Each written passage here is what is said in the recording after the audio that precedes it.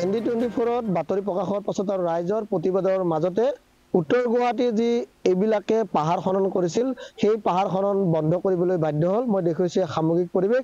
আমি যোৱাকালি ধাৰাবাহিকভাৱে প্ৰতিটোত প্ৰায় 2-3টাকৈ প্ৰতিবেদন দেখুৱাৰ পিছত আৰ্কলজি যি বিভাগীয় কৰ্তৃপক্ষ আহিলে এইবিলাকে খনন কৰা পাহাৰৰ এই যি পৌৰাণিক সামগ্ৰীসমূহ চাই যি শিলসমূহ ওলাইছে এই শিলৰ যে ভাস্কৰ্যসমূহ চাই আৰ্কলজি ডিপাৰ্টমেণ্টৰ যি ইঞ্জিনিয়াৰসমূহ আহিছিল পৰ্যবেক্ষণ কৰা লোকসকল আছিল তেওঁলোকে এই স্থানত খনন বন্ধ কৰি দিয়ে আৰু আমি ND24 যি বাতৰি প্ৰকাশ কৰাৰ পাছত তেওঁলোকে আৰ্কলজি ডিপাৰ্টমেণ্টে এই খনন বন্ধ কৰিলে।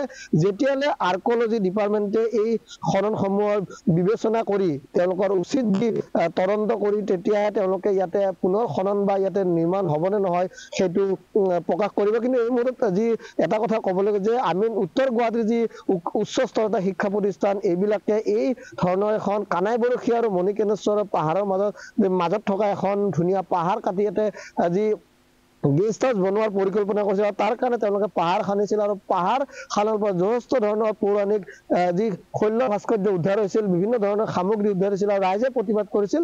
আৰু ৰাইজে প্ৰতিবাদ আৰু ND24ত বাতৰি প্ৰকাশ কৰাৰ পাছতে তেওঁলোকে যি খনন বন্ধ কৰিবলৈ বাধ্য হ'ল। মূলত এগৰাকী সচেতন লোক আছে, যোৱাকালি দেখিছো আপোনালোকে যথেষ্টভাৱে ৰাইজ আহি প্ৰতিবাদ কৰিলে যাতে খননটো বন্ধ হয়। এতিয়া বন্ধ হ'ল, কি ক'ব?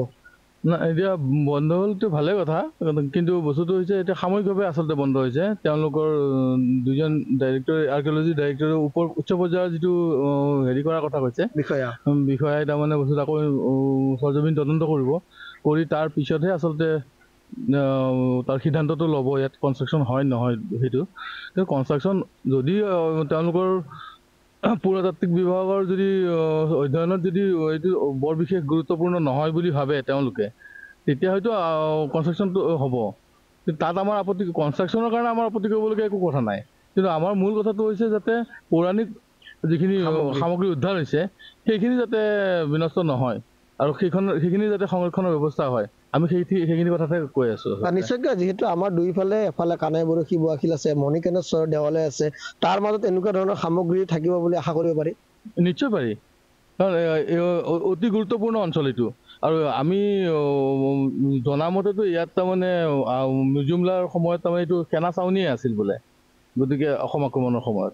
গতিকে হয়তো ইয়াত আৰু কিবা কিবি উদ্ধাৰ হ'ব পাৰে আৰু আগলৈও আছে পাহাৰখন, সেই তাতো হয়তো কিছু সামগ্ৰী থাকিব পাৰে, কাৰণ এতিয়া বৰ্তমান জংঘল হৈ আছে গোটেই সেইফালে, তেনেকৈ অহা যোৱাটো অলপ কম হয় মানুহৰ, গতিকে গম পোৱা নাই। কিন্তু এইখিনি জেগাত যিহেতু ওলাইছে এইখিনি জেগা ওপৰতো ওলাব পাৰে। এতিয়া কি বিচাৰিব ৰাইজে? গতিকে ভালকৈ অধ্যয়ন হওক, প্ৰকৃত অধ্যয়ন হোৱাৰ পিছত কেনেকৈ আগবাঢ়ে দুইটা ডিপাৰ্টমেণ্টে সেইটো আমাৰ চাব লাগিব, আমি চাম আৰু সেইটো। নিশ্চয়কৈ আমিও বিচাৰো যে প্ৰকৃত অধ্যয়নক, যিহেতু তেওঁলোকে কৈছে যিহেতু কাষতে আপোনাৰ কানাই বৰশী বোৱাশিল আছে আৰু ইয়াতে কোচ ৰজাৰ যি পিঠুৱে ইয়াতে বক্তিয়াৰ 1218 খ্ৰীষ্টাব্দত ইয়াতে হৰাইছিলে আৰু ইয়াতে যিহেতু বিভিন্ন ধৰণৰ শিলৰ শৈল ভাস্কৰ্য পোৱা গৈছে। মই দেখুৱাইছো সামগ্ৰী এই শিলসমূহে এনেধৰণে মাটি পাহাৰ খনন কৰাৰ পিছত পোৱা গৈছে আৰু ৰাইজে প্ৰতিবাদ কৰিছে যাতে ইয়াতে প্ৰকৃত অধ্যয়নক আৰু অধ্যয়নত যি সত্য ওলাই সেই তাৰ পিছতে তদন্ত হওক, আৰু যদি ইয়াতে সঁচাই পৌৰাণিক সামগ্ৰী হয় তেতিয়াহ'লে এই ঠাইখিনি সংৰক্ষণ হ'ব লাগে। আৰু ৰাইজে যি আৰ্কলজি ডিপাৰ্টমেণ্টে যি প্ৰতিবেদন দিব তাৰ ওপৰতে আগন্তুক সময়ত ইয়াতে স্থানসমূহ নিৰ্মাণ কৰিব। কিন্তু বৰ্তমান সাময়িকভাৱে ৰাইজৰ প্ৰতিবাদ আৰু ND24ৰ বাতৰিৰ পিছতে আজি আমি উত্তৰ গুৱাহাটীৰ ৰজাদুৱাৰ পাহাৰৰ যি এইবিলাক পাহাৰ আছে এইবিলাকৰ আৰু